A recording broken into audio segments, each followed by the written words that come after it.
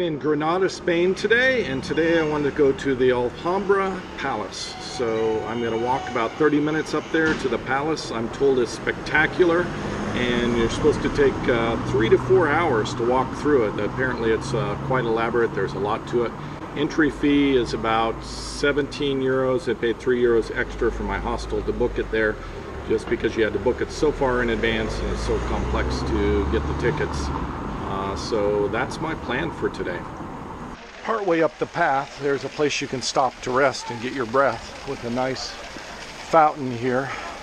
I've reached the entry area here, and if you want to save yourself a walk all the way up the hill, which takes about 20-25 minutes, you can take this C3 bus here. It goes right to the entryway. I think it probably costs a little bit over €1. There's two parts to the ticket. One is for the general palace grounds, and then at 4:30 I'm able to enter into a select area where they only allow a certain number of people to enter. I had to book this about almost 4 days in advance, so you definitely want to reserve this in advance before coming here, especially if you're only visiting Granada for a couple of days. Quite the beautiful walk, just walking down this pathway behind me. Off to the side you can see the main palace area and the perimeter where they have these towers, these square towers, and off in the distance some more towers around the palace. Here's where you show your ticket to get into the Palace of Generalife, I guess General Life. I don't know exactly what that is, but apparently it's this palace up here that I'm about to walk into.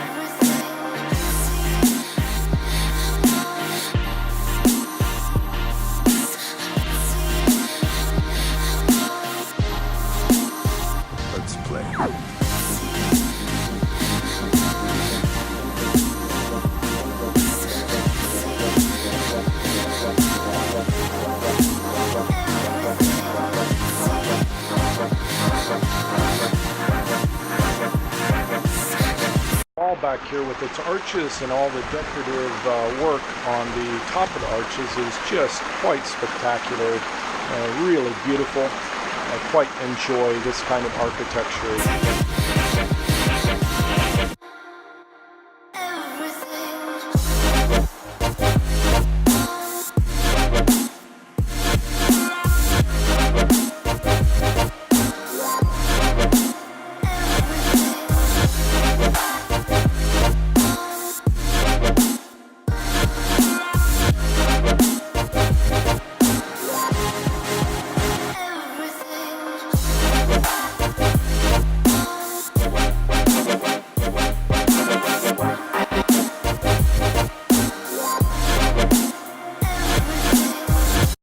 Aqueduct system that runs down along this set of steps. It goes all the way around the edge of these little terrace ways and then running down in a little tube type area all the way down to the bottom.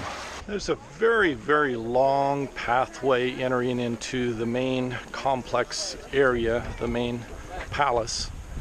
And it just goes right along the perimeter wall off to my side here.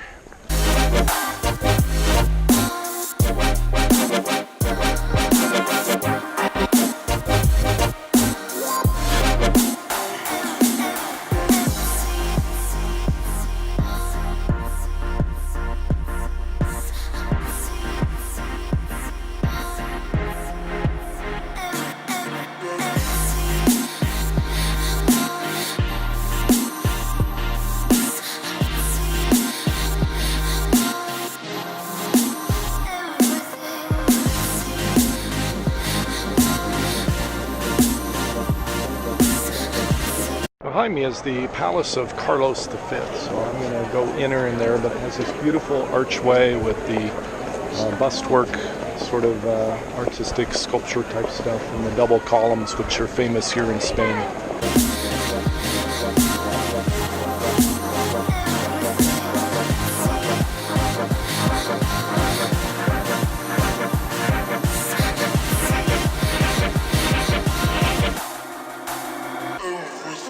Wow, this is really impressive. I love the circular area here, the construction of this building with the double columns, the 2 layers looking into the center.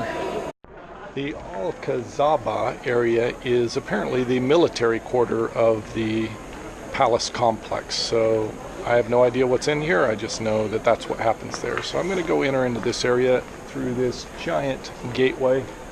From this central courtyard plaza here, the Plaza de Armas, you have a great view looking down into the alleyway where that small river, the creek, was, where I was in the previous couple of days. But you get a great view from here looking across to that direction. And when I was there just a couple of days ago, you could look back this direction over to the palace complex where I am today. Hiking up these steps to the Torre de Cubo, which I believe is the square tower. This up here on top, they have a viewpoint where you're able to look down on the palace complex and then down onto the city itself.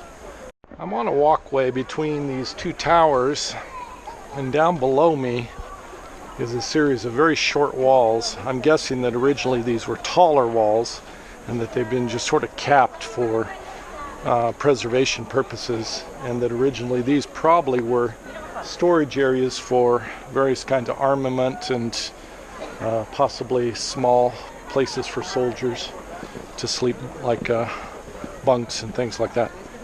After climbing a set of steps that winds around and around several times, you get to this top viewing tower. This is the highest point that you're able to go to in the palace complex. There's 2 other towers, I think, that are equal height, but this is called the Watchtower, the Torre de la Vela. Anyway, it's the watchtower here, and it's the tower that overlooks the city with the flags, and then there's a bell back, and it's perched right off of the military arms complex, which I am guessing would be mobilized to protect the city if needed, or the palace. Behind me you can see these mountains that are covered with snow, and it's the first time I've seen snow in Europe. Again, this is also the first winter that I've been in Europe. And apparently there's some ski slopes up there. It's about 4 o'clock. I've seen everything that I can possibly see with the general admission ticket, and now I just need to wait for the specific reservation to go see this last palace complex area.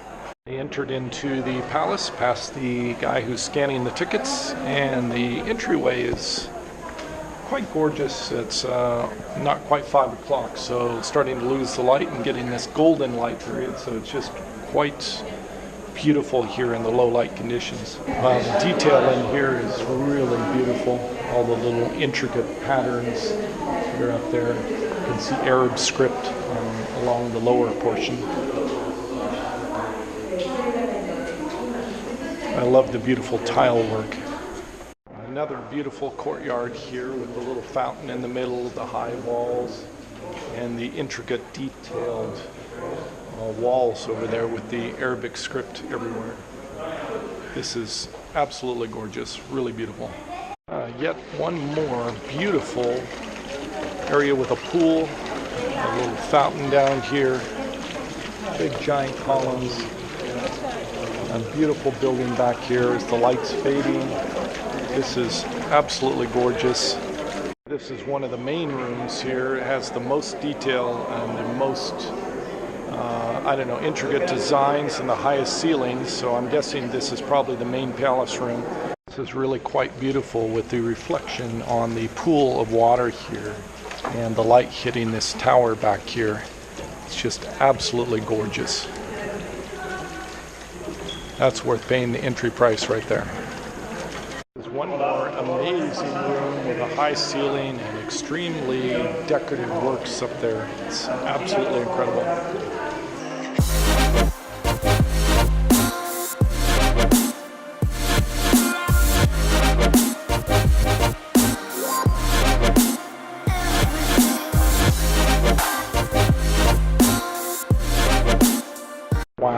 Another incredible room, huge high ceilings. It's really, really nice.